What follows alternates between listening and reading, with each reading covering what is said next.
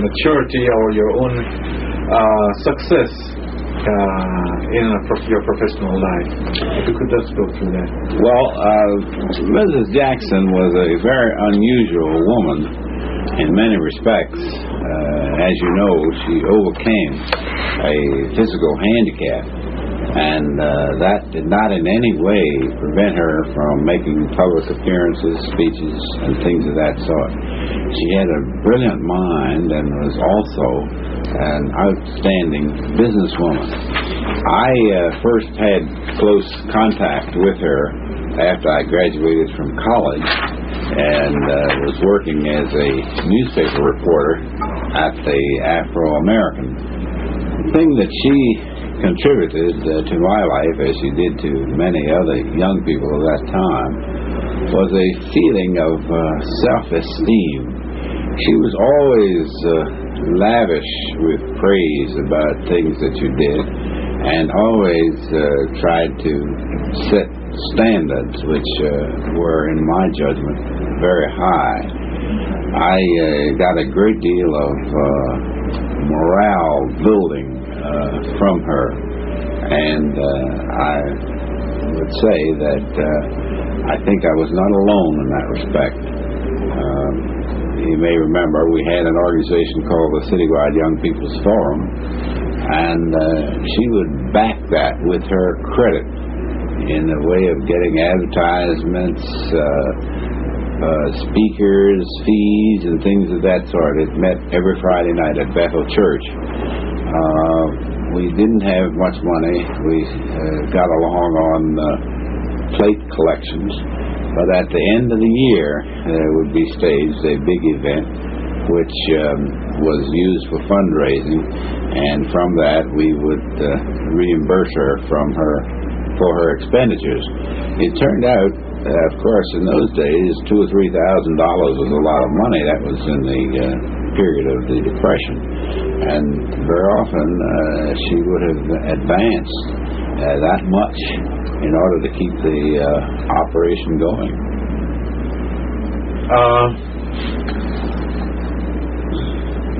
Some highlights, of this activity. You have given us more or less general, picture of her activities with the Citywide Youth Forum, and what you got from her as far as self-esteem, what she bestowed, on you. Well, her way of doing it would be, if you made a speech, she would say it was great. Or if you engaged in any kind of constructive activities, you always knew about it and would say so. And it was reciprocal in many ways, because as a newspaper reporter, I covered many of her activities, and I admired the way she went about them. For example, in a period when people thought you were being prohibitionists, if you said you didn't want a tavern next door to a church or a school, it was quite unpopular to go down to the zoning board and oppose those things. But she did, nevertheless, and it turns out now that many civic groups and people in the communities all over the country oppose things like that because they are non-conforming zoning uses and are considered detrimental to residential property, schools, and churches. She was way out in front in that respect. She also was a person who would accept the challenge of anybody who was discriminating. That went to the governor, the police commissioner, the mayor, or whoever it was that she thought discriminated. And I must say, discriminators were very numerous in those days.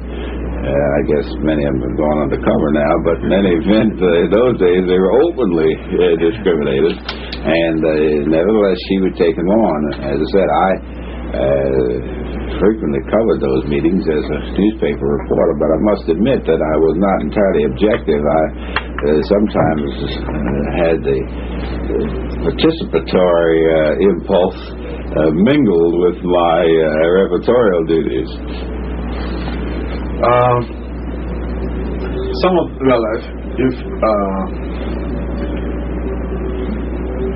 other events. Let me see. How else did she get along with the with the public officials, she fought against discrimination here in the city. In the beginning, she was an antagonist of many of the public officials because they weren't doing the right thing. However, as time went on and she demonstrated by successful action in court and otherwise that she was right, there began to be built up a tremendous amount of respect for her, and that continued through the years. It included just about any public official who was worth anything. I still see among many of them the residue of her activity and the esteem that they had for her. I guess that the governor of the state who came to her funeral summed it up when he said with some real affection in his voice, of course nobody could ever satisfy Mrs. Jackson, and in a sense that was true. She was a perfectionist who did not want part compliance. She always wanted and usually got total compliance. Which governor was that? That hadn't been Governor Marvin Mandel. Mandel, right. Yes. But all of the governors, for example, there was Governor Tawes who had great respect for her, and every governor, I would say, from the time of Albert Ritchie forward. Ritchie was a somewhat unreconstructed Maryland governor and did not have much of a relationship with any black people, but he was followed by Governor Harry Nice, a Republican. Governor Nice had the highest respect for her, and from Nice forward to the governor who was in office at the time she died, which of course was Governor Mandel. They had the highest respect for her.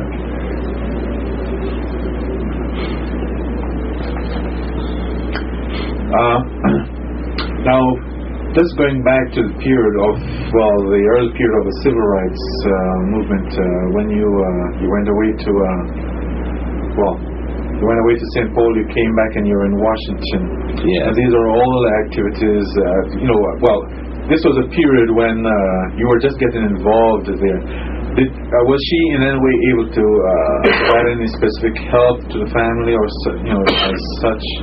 I'm not sure I understand what you mean, but I would say that I was not just getting involved at that period. I was involved from the time I finished college forward. But I would say that with respect to our relationship, it was always one of cooperation. Yeah. And we had very close family relationships.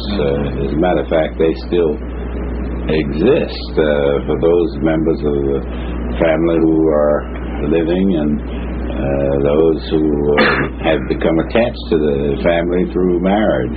Good. Let's move on then to Adam Clayton Powell Jr. Yes. Who, most colorful person. Yes. And I'd love, for us to spend as much time as possible on Adam, because, to give him as much credit as possible. And, but first of all, your overall view of Adam. Well, my overall view of Adam was favorable. I thought he was a courageous person, one who could inspire people to do things, a tremendous speaker. It was interesting how we were very close, and he never made any bones about telling how I was doing various things that he was getting credit for. For example, I had initiated an effort to get a bipartisan group of House members together, and we succeeded in getting some Democrats and some Republicans, with Adam serving as the convener. But he very quickly admitted to everybody it wasn't his idea, it was mine. Then in the matter of anti-discrimination amendments that we offered to various bills, education bills, armed services, the matter of National Guard, he always had me write the language, and after we got them going, he would tell people that I was the author. He gave me full run of his office. I'm pleased to say I never took advantage of it. I wouldn't even hang my coat up there without his permission. Well, more without the permission of Miss Louise Dargan, who was his secretary. She looks good. She's living in Florida now, and she was a very fine person. My wife, Elizabeth, had known her when Mrs. Dargan was up at the Powell Church in Harlem as a young person in Adam's father's youth group, and we hit it off very well. But as you might know, Adam was so open in his way of doing things that many people would take advantage of him and make use of his office almost as if it were their own. But I never did that, I'm pleased to say. I always had the highest respect for him and for Mrs. Dargan, who was, she's really Miss Dargan. Her married name is Fleming, but we kept calling her by her professional name. And I must say she was a most faithful and constructive staff person. As you might know, there are always people trying to worm their way into situations like that and find out something that would be destructive to a member of Congress. But she was intensely loyal, and he raised her to the position of clerk of the House Education and Labor Committee when he became chairman, which is, of course, the highest staff position. And that is the person who hires and discharges, executes programs and things of that sort. So she was rewarded by him, but she would have been loyal anyway, in my judgment. Also, she was very capable and still is a capable person, though retired now. Just now, moving back to specific procedures that was involved in in some of those early anti-discrimination bills. Yes. This was all a prelude to 1957. Yes. About when did you start? I started, I think, in 1946. The technique was to offer an amendment which would say that you cannot use these monies if you discriminate. And there were numerous programs that were designed to receive federal help. For example, there was a Defense Impacted Area program which was designed to give aid to schools in areas where you had a large number of defense workers and military people, children of them, working, because that cut down on the tax advantage, and the federal government therefore called itself supplementing that loss. We tried to get an amendment to that effect. We had the whole question then, the universal military training came up, and we actually did get an amendment on, which irritated President Eisenhower very much. And then, of course, we were trying to get past a federal regulation prohibiting discrimination in interstate travel. It was clear to us that under the Constitution, the discrimination was unconstitutional, but we felt that it could be supplemented by legislation, and did try to get such a bill through. I must say that while we didn't succeed in Adams' day on some of those things, we did eventually succeed. We also tried to get fair employment practice legislation passed. We did not get it in his time as a matter of legislation, although we got executive orders which covered the same ground. But as you know, we finally succeeded in '64 when we got the Title VII of the 1964 Act passed, which established the Equal Employment Opportunity Commission. Then Title VI of the 1964 Act really carries out the objectives that we had in prohibiting by amendments that what we sought, the expenditure of government funds in a non-discriminatory way. As you know, the Title VI prohibits such expenditure. So the groundwork was laid, and the task of trying to bring it into reality was difficult, but I'm pleased to have lived long enough to see it has come into effect and is now the law.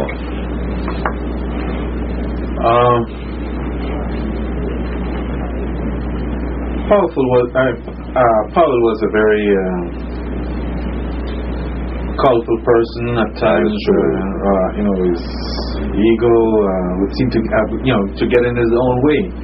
How did you find him personally? Is he that type of activity? I think in later years you did have some differences with him. I may have at times disagreed with him on something, but never on anything that was really fundamental. And while he had a reputation of being vain in some cases and that kind of thing, I found that was greatly exaggerated so far as he was concerned. In his relationship with me, he was always respectful. We might once in a while exchange some humorous remark, but he was always respectful and communicated that respect to other people. Now, one of the things I think that was against him was the fact that he believed he was as good as any other member of Congress and entitled to all the rights, privileges that a member of Congress should have. There were a lot of members who didn't like that. They thought, being unreconstructed Southerners, for example, that he shouldn't use the barber shop, he shouldn't use the gymnasium, and he shouldn't challenge people when they crossed him up. But he was a real man who believed that after the people of New York elected him to office, he ought to act like a congressman. The result was that he made some enemies in that respect. But interestingly, even some of his enemies finally conceded that he was a superior person and almost seemed to regret some of the things they had done to hurt him.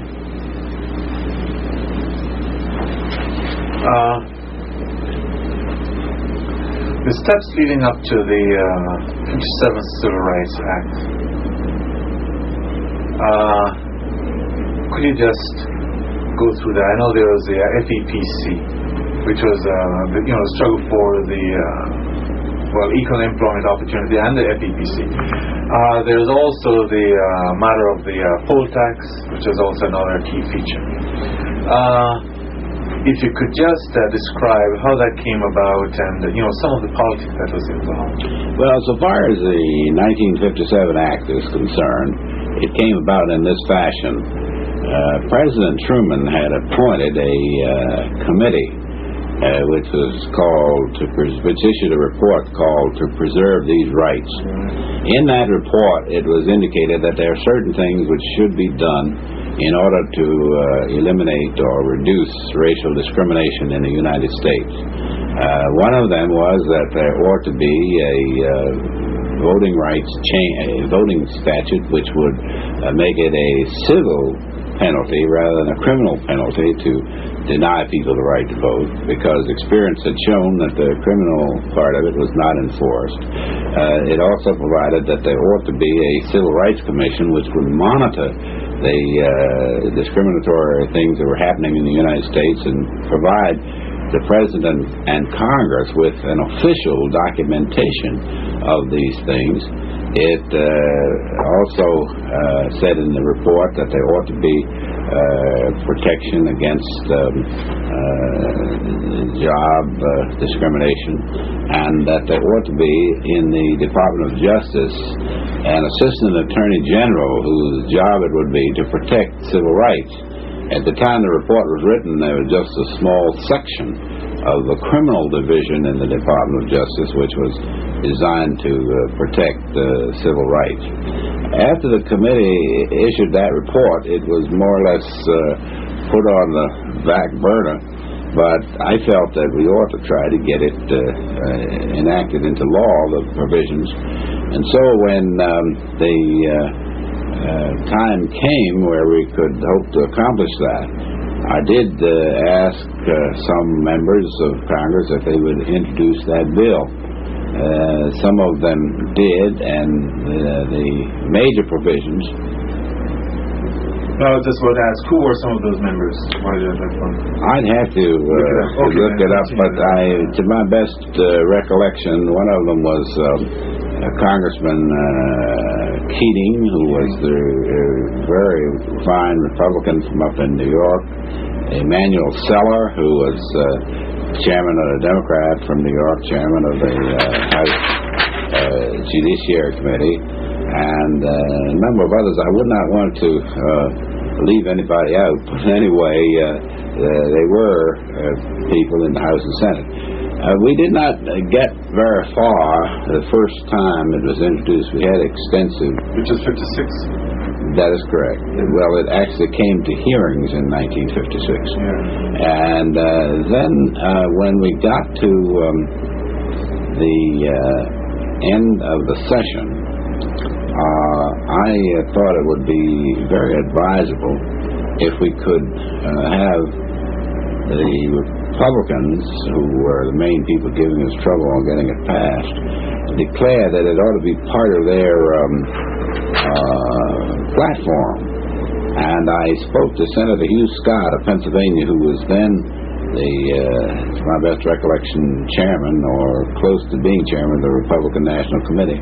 In any event, he undertook to get it made a part of the Republican platform, and it was declared to be a part of the platform.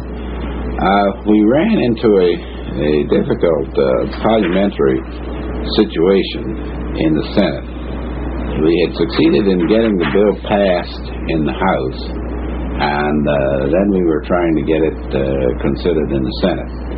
We were trying to use what is called Senate Rule 14. And that is a rule which enables the Senate to take bills for consideration that have passed the House without referring them to the appropriate committee.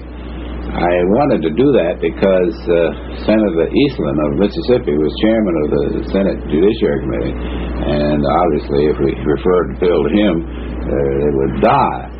This precipitated a very awful parliamentary fight on the floor, in which members were denouncing each other, and it was as near chaos as you could get on the floor of the United States Senate. So I sent in a note for Senator Clifford Case of New Jersey to come out because I wanted to talk with him. When he came out, he and I were old friends from the time when he was in the House of Representatives. Incidentally, he was one of those who had introduced the bill in the House when he was in the House, but subsequently went to the Senate. I asked him if he would engage in a colloquy with the majority leader and the minority leader. That was Senator Lyndon Johnson of Texas and Senator William Nolan of California, and asked them whether they would agree that the Civil Rights Bill would be one of the first things to be taken up on the floor of the Senate in the new Congress. Both of them, in response to his question, said yes, they would take it up, and they would take it up early. I, on the basis of that, made a prediction which was carried in the Congressional Quarterly that I was sure the legislation would be taken up in the Senate at an early time. And I'm pleased to say it was taken up, and after a lot of travail, it was passed, those parts which had been recommended by President Truman's committee. One part which failed was a part that was very valuable but had been offered by Attorney General Brownell in the Eisenhower administration. That's known as Part 3. That came about when I went to talk with Mr. Brownell about the executive branch recommending the legislation.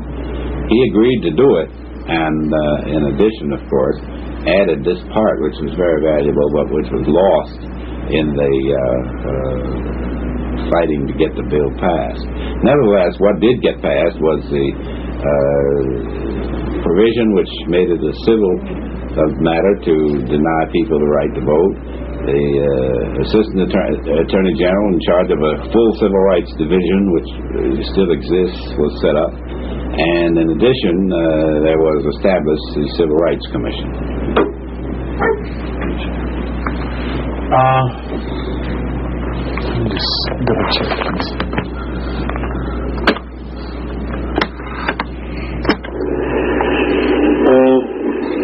Well, I got my Attorney General in charge of a full civil rights division, which still exists, was set up. And in addition, there was established the Civil Rights Commission.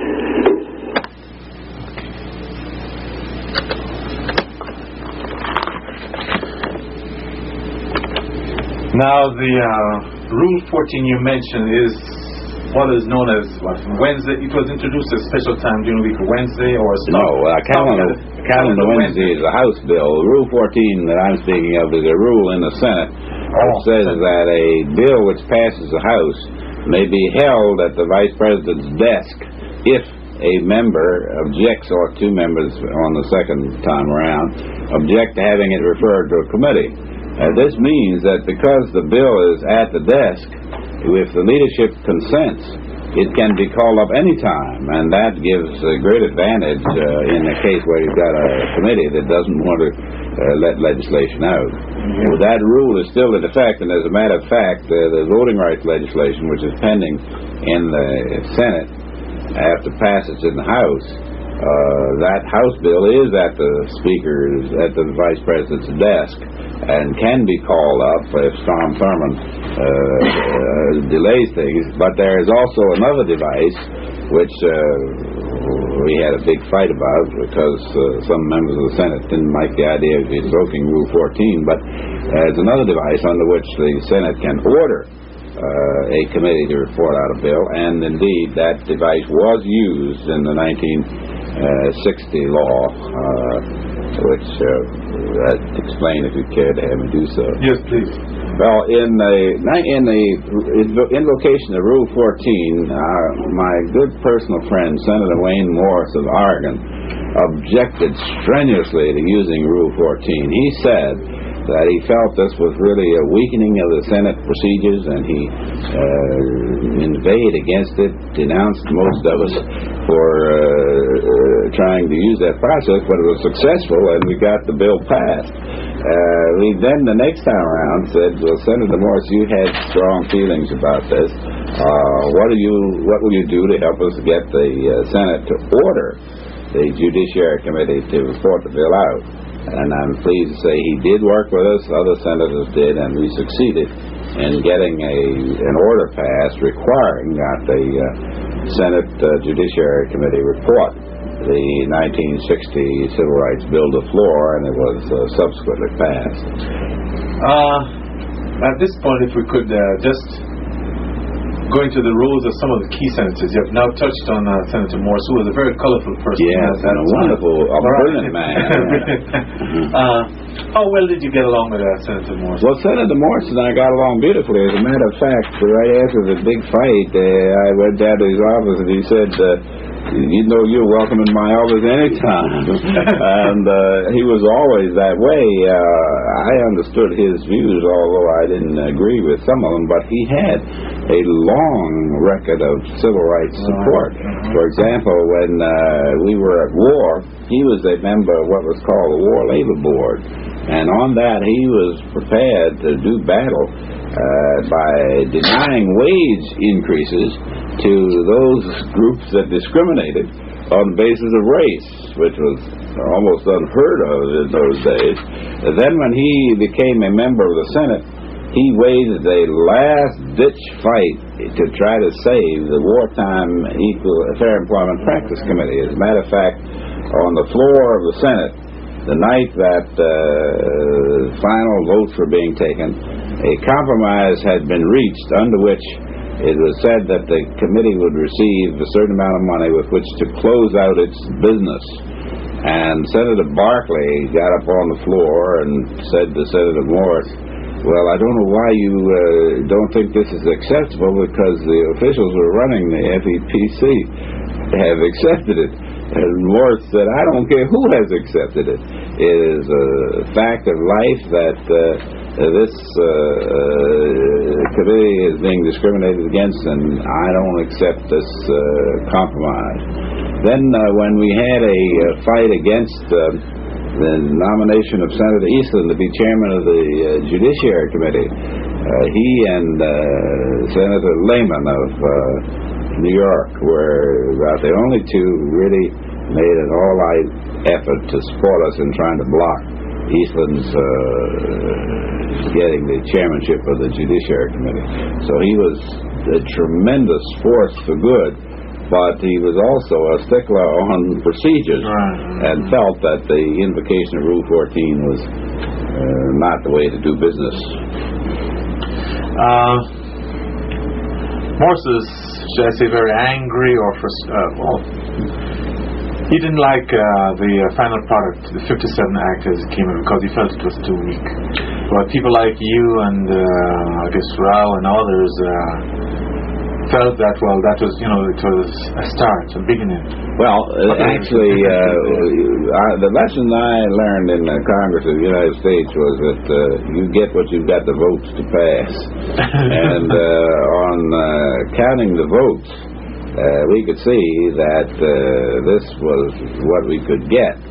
What was especially important about that legislation was the fact that you were breaking through the barrier which had prevented effective action against voting discrimination.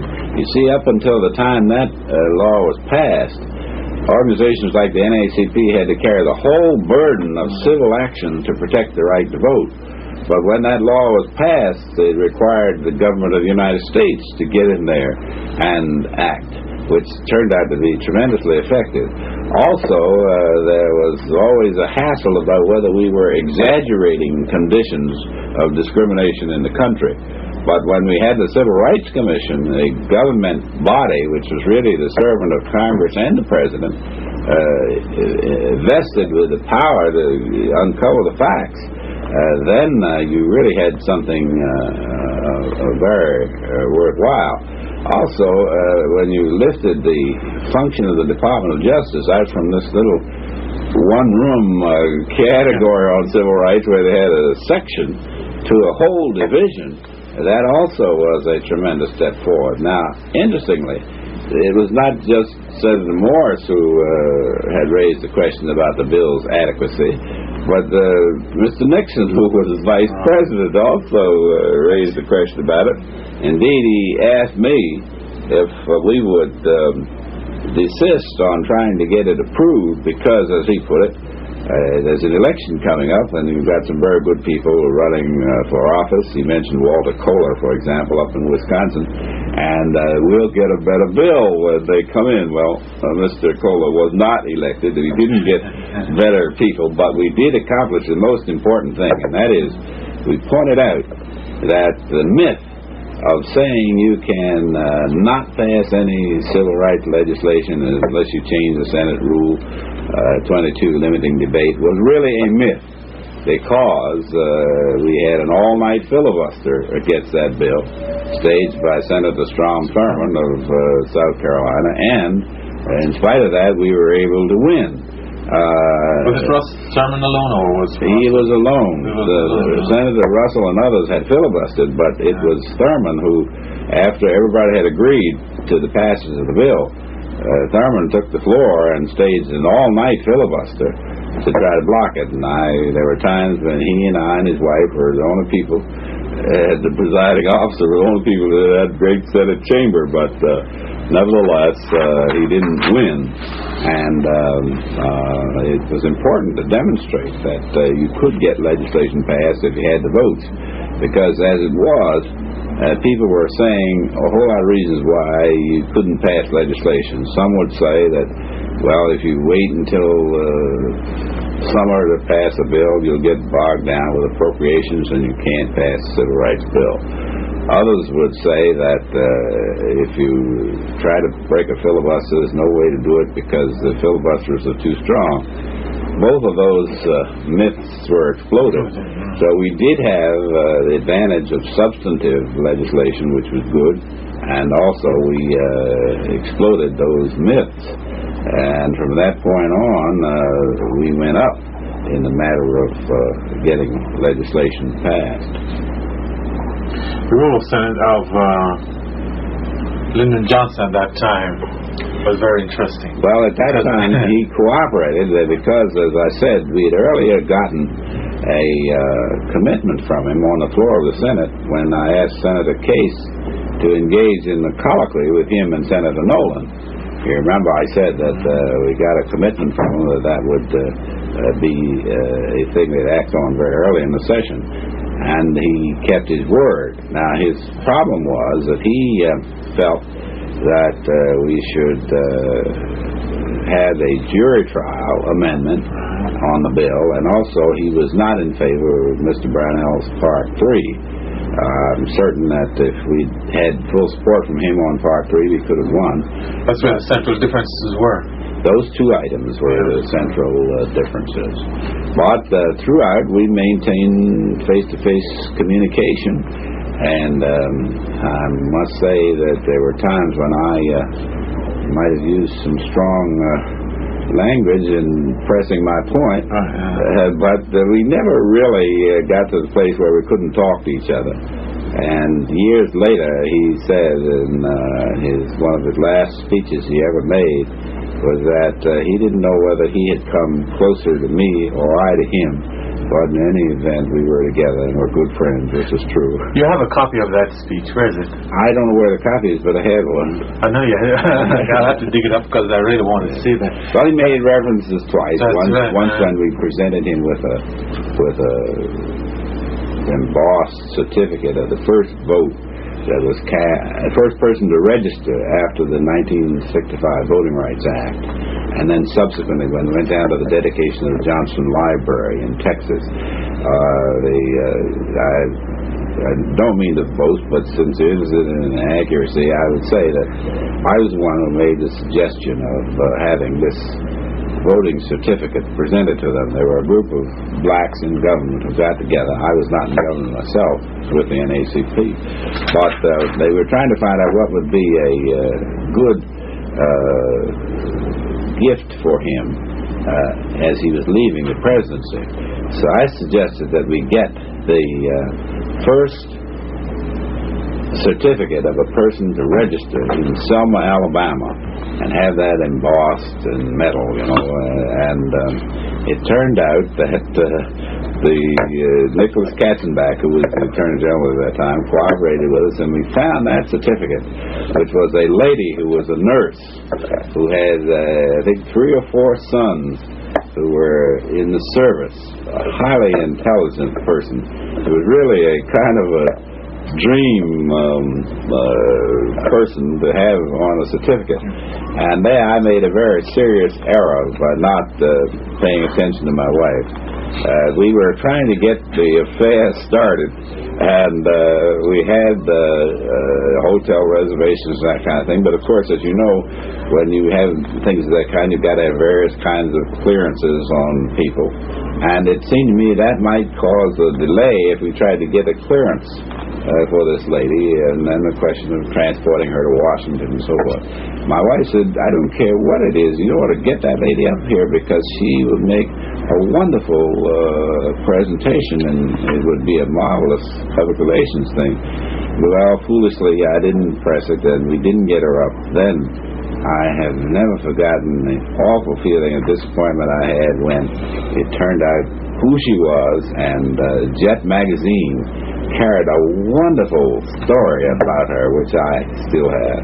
Oh, where would that be? I mean, in your papers? Somewhere. Okay. I've got it, but as you know, I've got to go through all that. You're right. Simeon Booker can tell you. He sent it to me recently. I asked for a reproduction of it to use if I testified on the voting rights legislation, and he sent me a reproduction of it. So I may have it in a more convenient place in all those boxes. In those early years, when Lyndon Johnson was not truly a recognized convert, what were your impressions of it? Well, it was practical, political impressions. We met, and he said, I am in favor of the Supreme Court decision on school desegregation. I'll back it to the hilt. He said, I'm in favor of executive orders. I want any kind of executive order that the president can get to end discrimination. But he said, I'm not in favor of acting on legislation because if we act on legislation, we'll divide the South from the North in the Democratic Party, and this means we will not be able to get social legislation. I think social legislation is important for both blacks and whites. In other words, his reason for not wanting legislation was because it would divide the Democratic Party, not because he was against it. And there's where we would have our arguments, because I contended that it was possible to get both and still hold the party together. And he then made his famous statement to me at 5 o'clock in the morning in his office after we'd been up all night on a filibuster. Hey, Clarence, you can get anything you want if you've got the votes. How many votes have you got? You've never forgotten that. I've never forgotten it, and that picture there is what I reminded him of it again when I said, all right, Mr. President, we've got our share of votes. Which now, these are, now this is a picture of President Johnson, Joseph Rao, and myself. Right. Okay. At the time when we were getting ready for the fight in the United States Senate for the passage of the 1964 Civil Rights Bill. Now this was right after Kennedy was killed, and that is correct. Right, because Joe referred to that. That piece of paper that's laying on the desk there is one which has a list of about 8 or 9 senators that we said, Mr. President, you've got to get these, and here's what we have. And he smiled and said, all right, I'll get them, and he did. Paul Douglas at that time was also another great civil rights, great liberal senator. That is correct. He was very helpful. What are your recollections of Paul? Paul was a wonderful person who had great commitment on civil rights because he was also brilliant, having been a former college professor and a veteran of World War II. He served in the Marine Corps. You know, he went in as a private and came out as a colonel, but with a very serious injury that impaired the use of one of his arms. But he was a person you could always depend on to carry the fight. But he was not always able to get as many people to follow him as Hubert Humphrey could. Indeed, that was one of Johnson's arguments, that we ought to use Humphrey as the leader in the Senate because he could get people to follow him, and Johnson would support Humphrey. This is 57 now. No, this is now. I'm speaking of I guess that would be 60 or so. Yes, because Douglas continued throughout. This is now after this 57 Act was passed, and you move on to 69. Well, yes, you see, 60 was a measure which was really supplementary to the 57 Act. We found, after we got the 57 Act passed, that the registrars would destroy the records, so you couldn't prove they discriminated. So we had to pass a law making it mandatory that they preserve the records. Then we also established in that legislation what we called referees, who would be officers of federal courts carrying out the responsibility of seeing that people were permitted to vote if they were denied the right to vote because of race. I'm just going to jump along to another point, which is somewhat tied into this. I forgot to mention, too, we also had in that bill a very important provision dealing with making it a federal offense to bomb or dynamite a place of worship, because we'd had a whole terrible series of such things. And interestingly, the question was, how can the federal government get jurisdiction? And we established by that legislation a presumption that if dynamite were used, that the presumption would be that it had moved in interstate commerce, and that therefore gave the federal government jurisdiction under the Commerce Clause of the Constitution. Just jumping back to Johnson, were you really that close with him then, or how would you have described your relationships with him? Well, we were very close. I'll tell you how it came about. Senator Stuart Symington of Missouri was a person that I was very close to. We had been friends when he was president of the Emerson Electric Company out in St. Louis, Missouri, and a very helpful person. Also, he had Maryland ties, family ties, which somehow got us together. So I asked him to introduce me to Mr. Johnson. It so happened my brother-in-law, Carl Downs, who was president of college down in Texas, knew him very well, and other people knew him. He had a reputation of being liberal by Texas standards, as indeed he was. But I got to meet him on that basis through Senator Symington, and I found that it was very easy to see him and talk with him whenever I wanted to. Indeed, he was the kind of person who, if you were in the gallery and he felt he had to tell you something, would call you down to discuss something with you, as he did with me. As I said, one morning, 5 o'clock, he was, to my best recollection, in his underwear, and he had been up all night as I had, trying to get a little relaxation. So he and I think George Reedy was there, although I'm not sure. And at that time we were discussing the legislation. But the statement that he made about his support for executive orders and court decisions was made very early in our acquaintance. So I never had any doubt about his commitment to civil rights per se.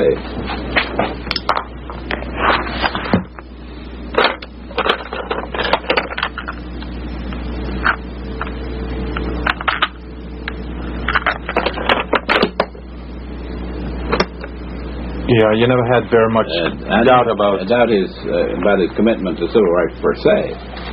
But our difference was whether you could achieve this by legislation. And he felt that social legislation was more important than civil rights legislation because it benefited both blacks and whites and raised the economic level of the poor people. That was his big position. Which, from his standpoint, made sense. He was essentially a New Dealer. He was a great admirer of President Roosevelt.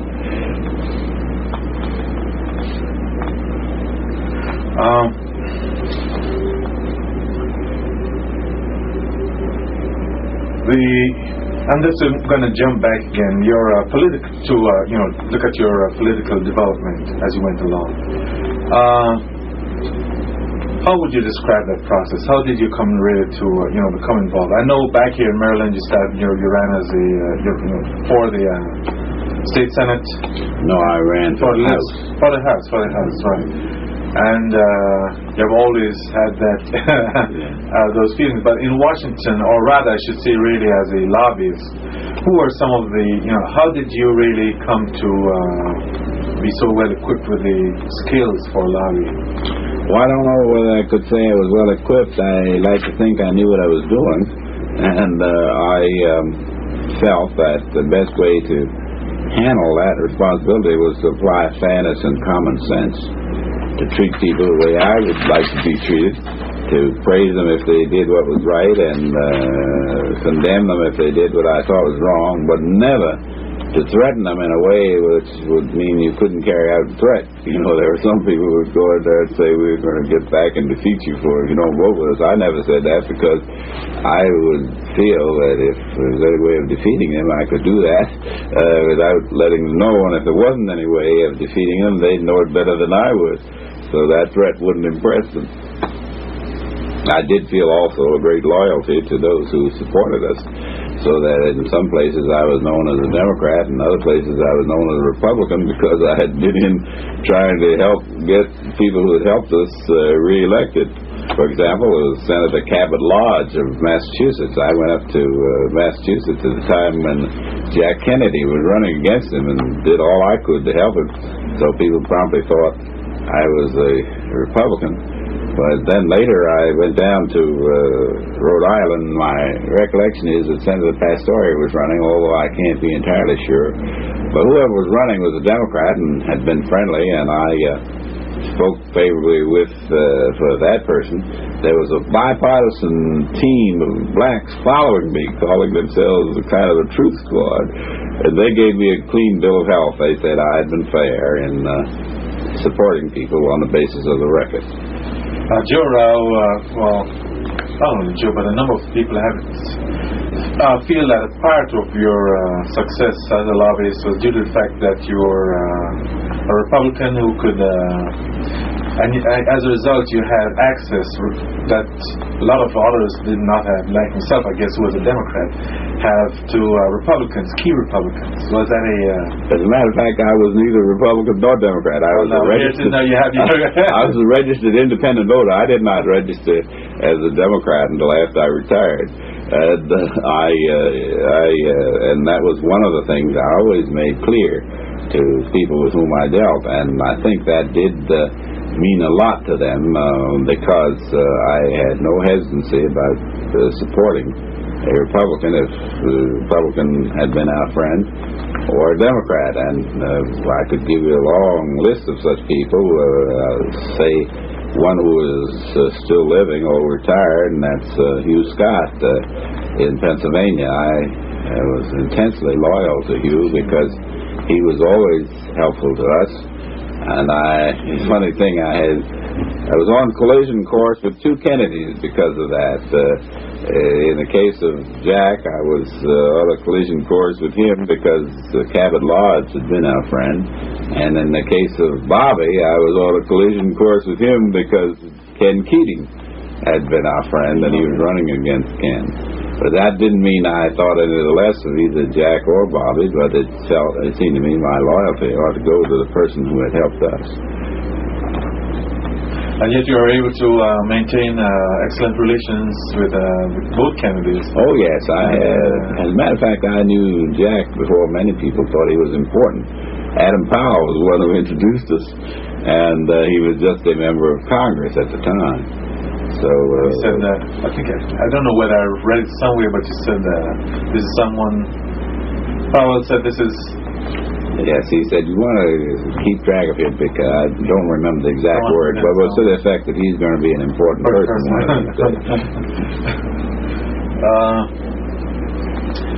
The 48 election in Philadelphia was a watershed in many respects. Yes. In that it focused... the convention. 48 convention, yeah, right, in Philadelphia. In that it focused on, it was focused so much on civil rights legislation and on the battles that were upcoming. That's right. At that time, you were a labor secretary for the NAACP. 48. I suppose I was. Because you became labor secretary 46. Is that right? Yeah. Right, 48. Yeah. What were your impressions then of that? Those years. Well, of course, in those days, the effort to put civil rights planks in the platform usually didn't amount to much, and the participation of blacks in the Democratic Convention was not very high, so that it was essentially the kind of thing that you would get if you had the support of liberals and the labor people. I could see then that this was a very valuable alliance, labor and liberal people. By today's standards, the plank in the Democratic platform was not any great roof raiser, but at least it was sufficient to cause the Southerners to walk out.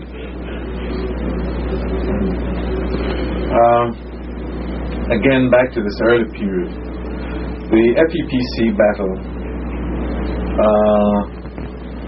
was more or less launched by April Randolph. Or how would you put it? That is correct. The war was going on. Blacks were being denied jobs.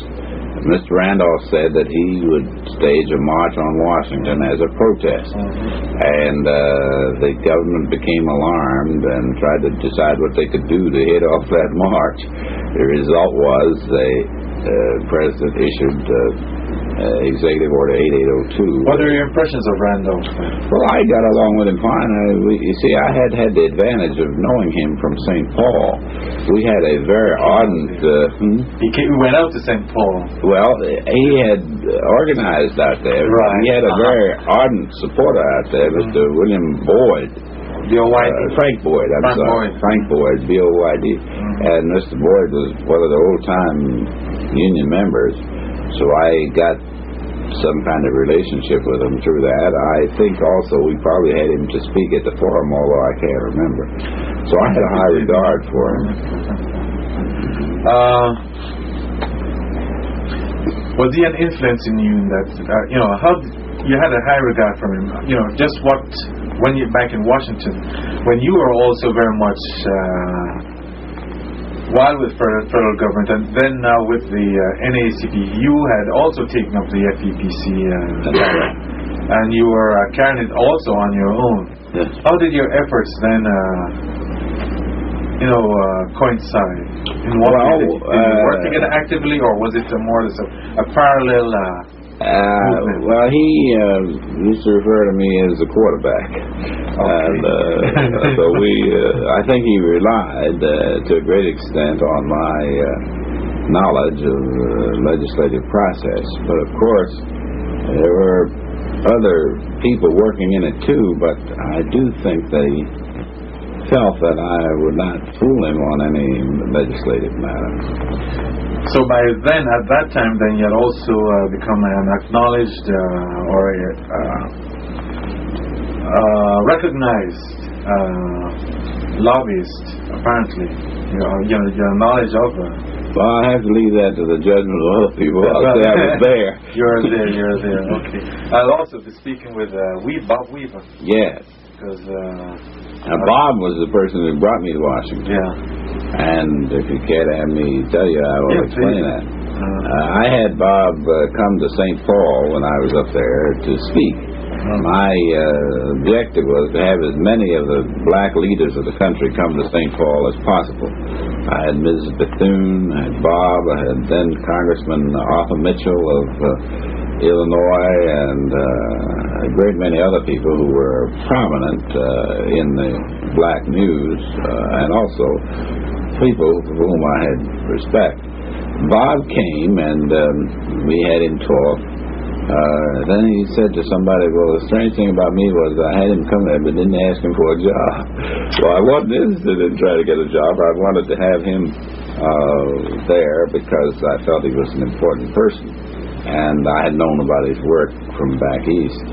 Well, the net result was, as we got into the period of gearing up for the war, he seemed to think that I could be useful in Washington and asked me if I would come. And I don't recall whether I said yes or no, but I didn't go at that time. And then later I got a telegram asking me to come. It turned out that he had asked for the telegram, but apparently the wording of it was such that they could have said when I got there that I didn't have a job. But in any event, I guess God was with me, because I left the Urban League and went down there and went to work immediately, whereas there are a lot of people who got telegrams like that and found they didn't have a job after they got there.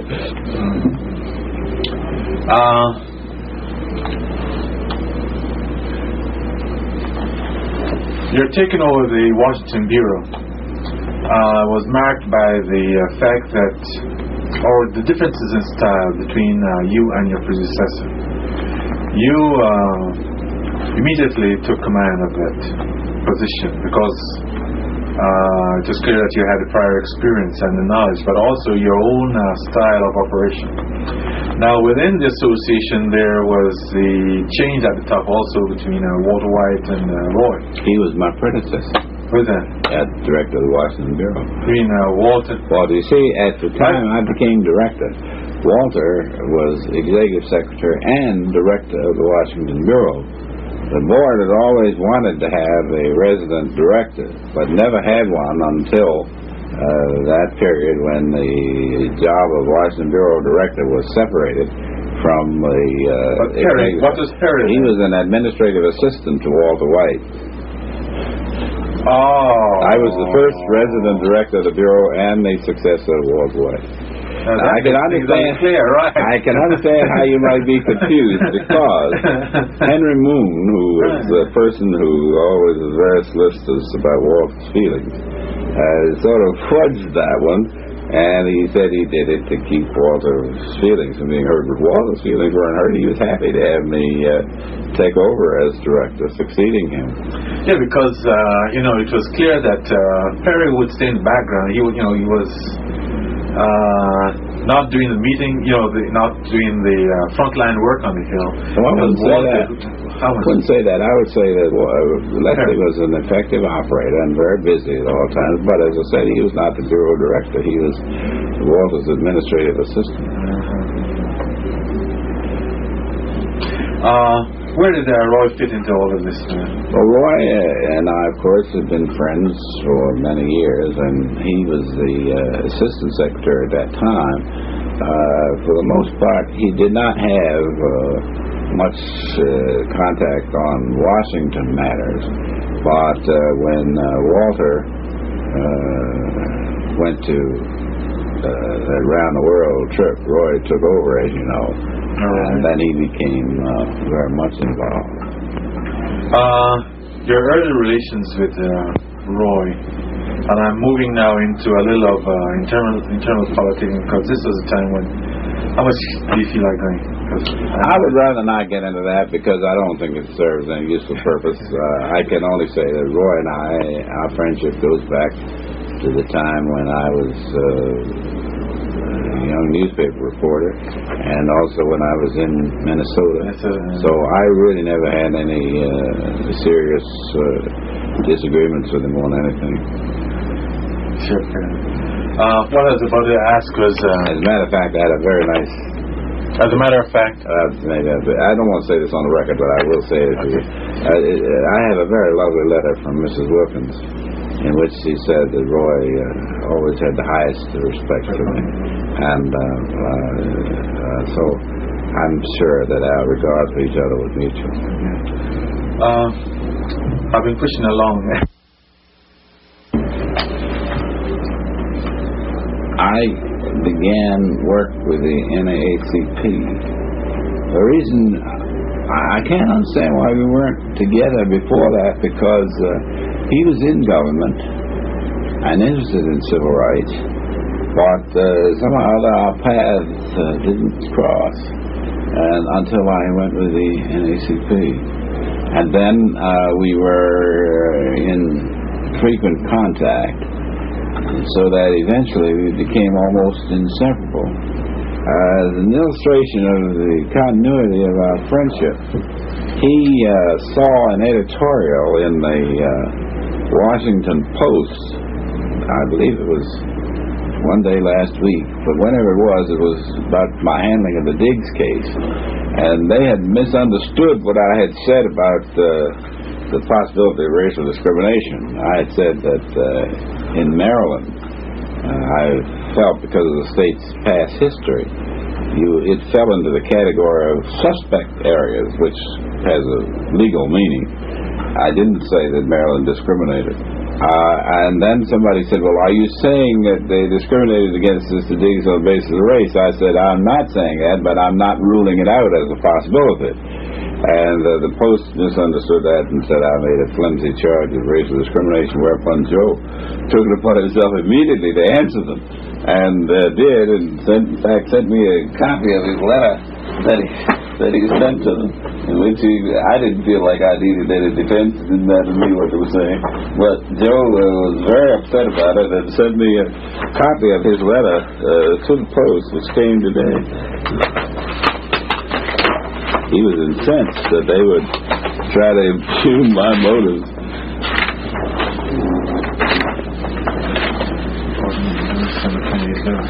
Okay, I get a copy. I can get him on like a copy. Okay, so let me take the top part off, because it was a little personal message over there. I don't want to get him into trouble.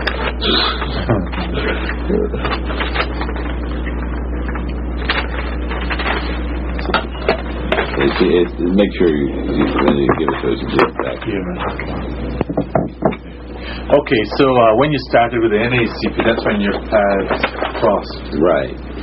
I knew we was before that, but we didn't have a close personal relationship such as we developed in later years. Yeah, he was a founder and a vice president of the ADA. Yes. Which was has been called many names. Oddly enough, though, my relationship with him was more personal. Of course, he was with the ADA, and they were interested in many of the same things we were interested in. But oddly enough, somehow we were just drawn together as people. Yeah. Well, your interests were very similar. Exactly. Yeah.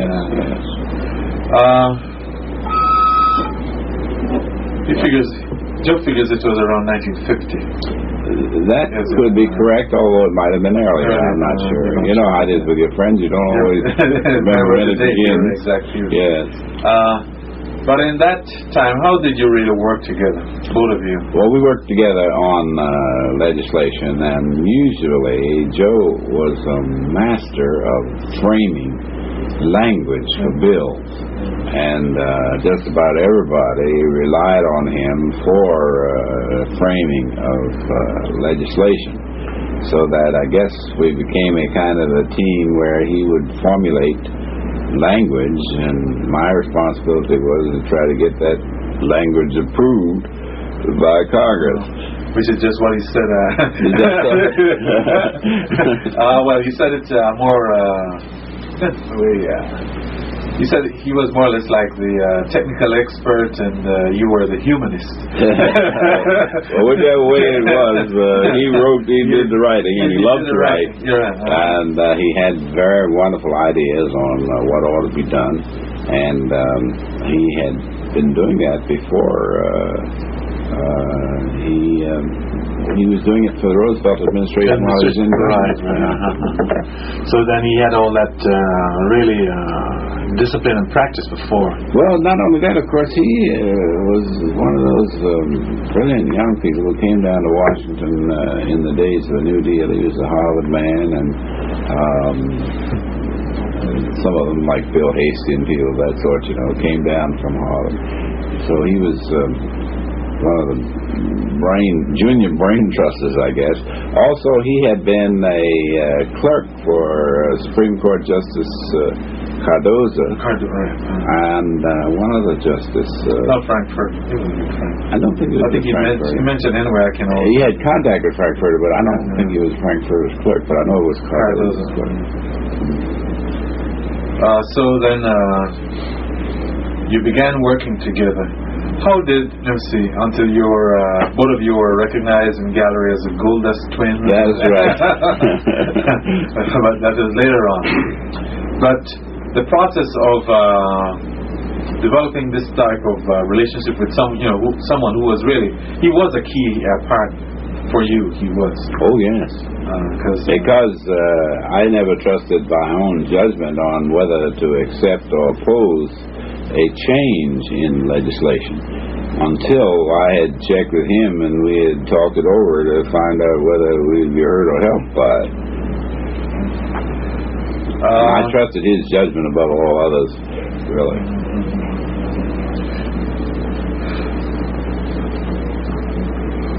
Now, about the time you met him, the big struggle was the FEPC battle.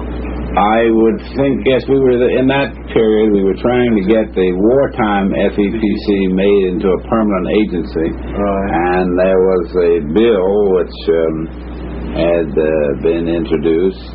My recollection was that Andy B. Miller was a kind of the point man. He was in Congress at that time. Right, that is so accurate. I can't remember who was the author of that bill, though. It was a simple piece of legislation, really setting up a wartime agency as the legislative agency. And at that time, we were knocked out by Sam McConnell, who was a congressman from Pennsylvania. Samuel McConnell. He was the congressman from Pennsylvania who offered a substitute which was accepted in the House. And that substitute took away the enforcement powers of EEOC. Accordingly, FEPC. Yes, it was FEPC in those days, which we rejected because it lacked enforcement powers. So this was. I'm still trying to get all some of the threads that led up to the 57 Act. The currents. Well, you see, actually, the FEPC was dropped from the 57 Act, right? By the various currents in Congress. I think I mentioned to you once before that we had a personality conflict there. Senator Tom Hennings of Missouri was one of our very great friends, but he had an intense dislike for Herbert Brownell, the Attorney General. Neither he nor Mr. Brownell would get together, so I undertook to be the arbiter between them and visited Brownell, suggesting that maybe the best way to get started would be to rely on the Truman Committee's report, which had, as I said, those elements which became a part of the bill. The House, as I remember, was unwilling to include FEPC in it.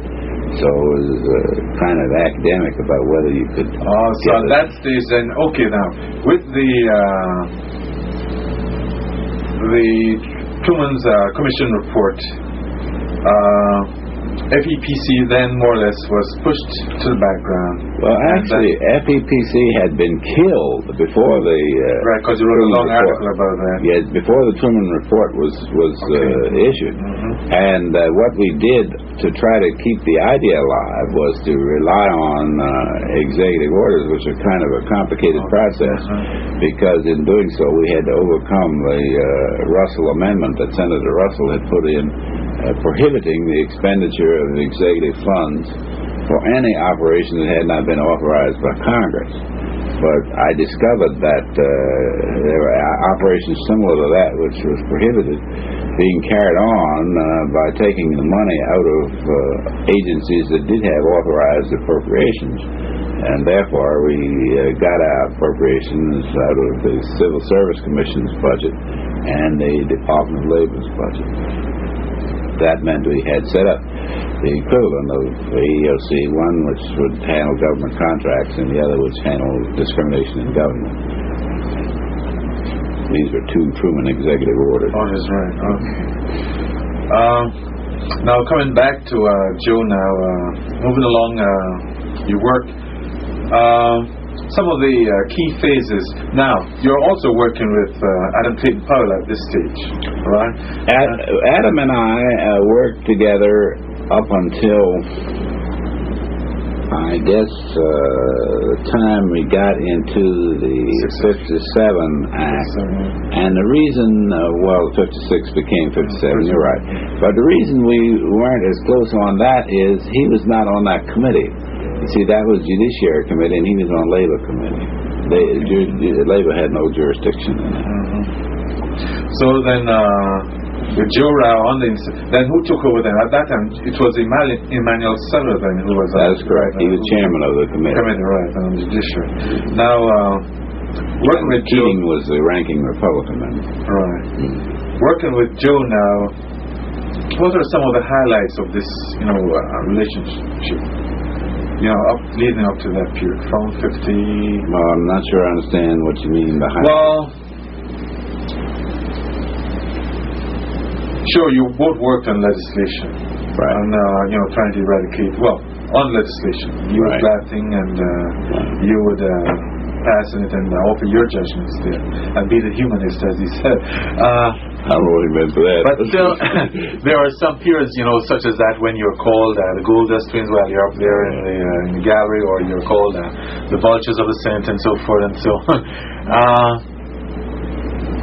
But in working with, for example, Eisenhower, how did you, go about that, working with the Eisenhower administration, really, per se, with Brownell and the others? Well, he participated with you then. That's correct. Right. Well, no, my relationship with him, interestingly, was very personal.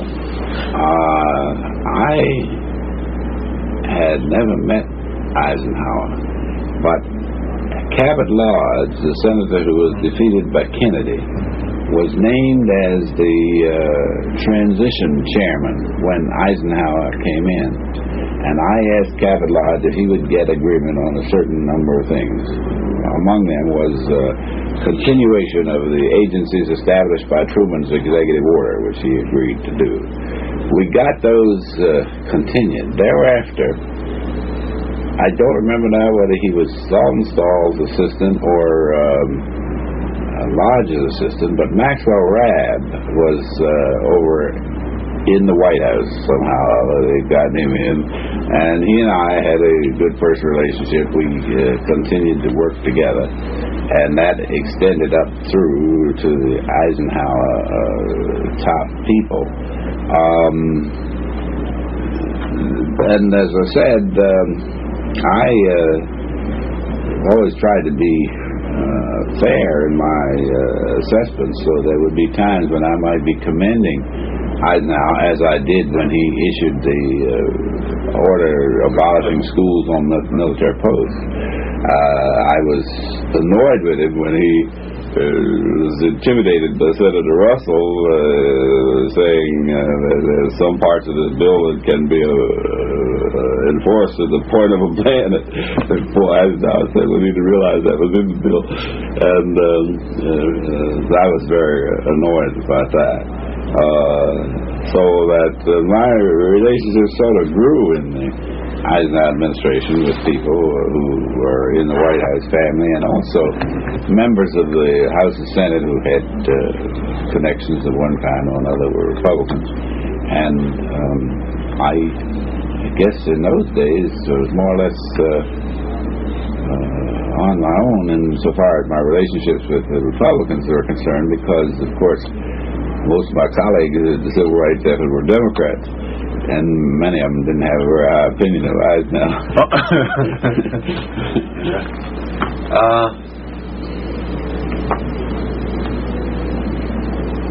But you stuck with you right throughout, well, the both of you. Oh, yeah. You're right, you did. As a matter of fact, there was never a time when we weren't acting in concert. As I said, sometimes it probably would not have been good strategy to have him involved in discussions with Republicans, because he was so well known as a Democrat. But eventually we overcame that, and the Republicans and Democrats accepted him too. And yet both of you as a team had certain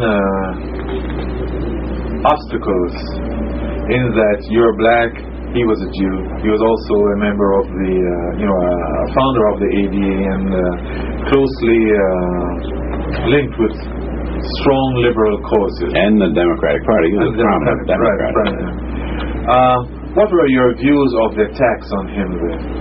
Well, to tell you the truth, I don't think he bothered much about the attacks, and half of them I didn't even know about. So we were in trouble by those attacks, much one way or the other. But he was always called a communist. He was oftentimes called a communist. I don't know if he's ever called a communist, but he defended a lot of people who were charged with having communist ties and that kind of thing, but he was defending them as a lawyer. But I didn't know anybody ever called him personally communist. They might have. I don't know about it, though.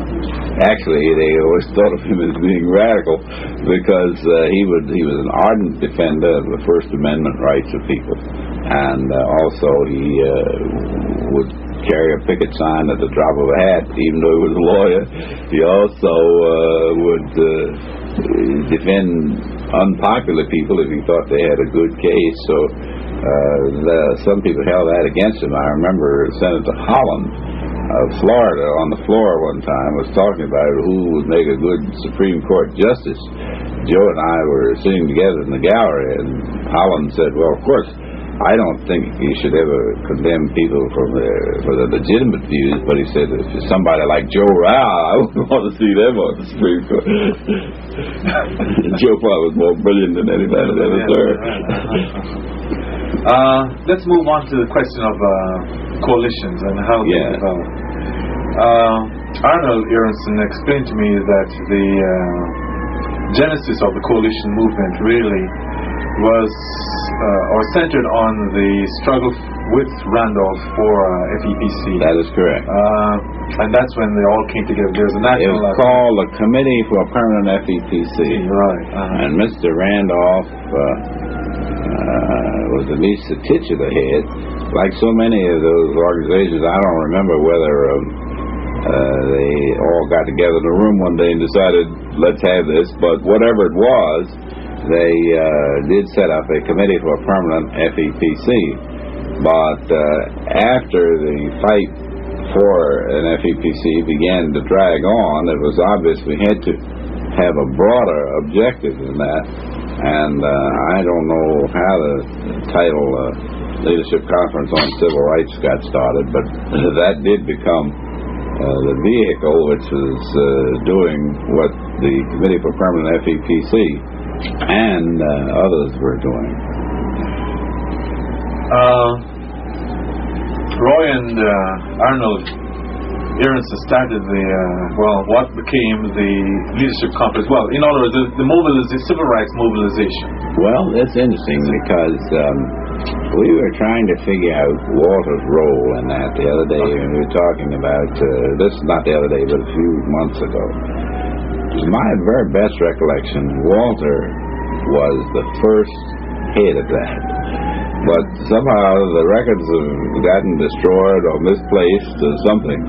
Anyway, we can't find something other than Arnold found some little scrap of paper somewhere, which he said seemed to substantiate the point that Walter was the first head of it. The way he explained to me was this: he said that Roy worked with him in creating it, and then when Walter returned, Roy stepped aside in deference to Walter. I don't think that's the way it was, and okay, we'll probably never be able to resolve it. Okay, but my recollection is that it was decided that we would have a mobilization called a prayer pilgrimage in Washington, and there was a great to-do about keeping the communists out and that kind of thing, and just about everybody was involved in that. My recollection further is that was such a big success. At that time they had 17,000 people out, and that was thought to be a big crowd, which it was in those days.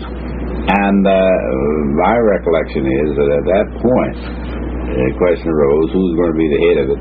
And I thought it was agreed that Walter would be the head of it. But before it really got off the ground, Walter had this situation where he took a leave of absence, as you know. Right. And Roy stepped in his place, and for all practical purposes, became the head of the Leadership Conference. But no, he didn't. It was Randolph was the first head of it. Randolph was the first. Yes, that's right. Because you see, the stationery says the ex-chairman are Randolph, Roy, and myself. And I thought we ought to put Walter there somewhere, but we could never find the documentation of it, although my recollection is that he was. What was your role at that time? Because you were on staff. My role was what later became the legislative chairman. Right. Now, we didn't have that fancy title when we started off. I was doing the same things, but the title of legislative chairman came along later. Now, the question of working with other groups in a coalition, right? It evolved, right? What were your impressions then of working with others in a cause like this? I view your relationship with Joe as sort of very symbolic of the coalition movement. Well, actually, it was broader than Joe, and it was a wonderful experience in that I met some magnificent people to work with. For example, there's Herman Edelsberg, right, who was the Anti-Defamation League, and succeeded by David Brody, who is still one of the people I work with. Then there was Father Higgins, George Higgins of the National Catholic Welfare Conference. There was Philip Murray, who was, of course, the head of the CIO in those days. Andy B. Miller, who was first in Congress and then later with the AFL CIO. We had all kinds of fraternal groups that we worked with. I can't remember whether Finley Wilson was still head of the Elks at that time. Might have been, but anyway, Hobson Reynolds was the one that we worked with mainly. And in what way? Well, we try the fraternal, you're right. yeah, we try to get him to influence such votes as they else might have any influence with. I'm never sure what influence they had, but anyway, we asked them to work on things, and they did have connections with the Republicans. They didn't have so many with the Democrats. Interestingly enough, most of the members of the coalition, of that early coalition, were Jewish groups. No, I'm not sure whether that's correct. I would say the really effective people were labor people. Oh, sorry, you're right. They weren't Jewish. You had the steel workers, for example. There were two men in that, and brothers, Irish Catholics, who were wonderful to work with. And then you had of course, the Brotherhood was in it, Brotherhood of Sleeping Car Porters. The automobile workers were tremendous in it. Right. You see, the labor groups really provided the infantry, so to speak, and the money. They were the people who had the troops, and they also had money with which to help finance some of these demonstrations and publications and that kind of thing. There was a man now dead whose name was Paul Sifton, Sifton. He was a very gifted writer and virtually on loan to us from the automobile workers. Then there was Bill Oliver, who was active at that time in the automobile workers. You see, the automobile workers had kind of a couple of ships in there with R.J. Thomas and being replaced by Walter Reuther, but that dealt with internal union politics. How was Reuther at that time, your relations with Reuther? Very good. See, Reuther knew Gloucester Current better than he knew Yaz. All right.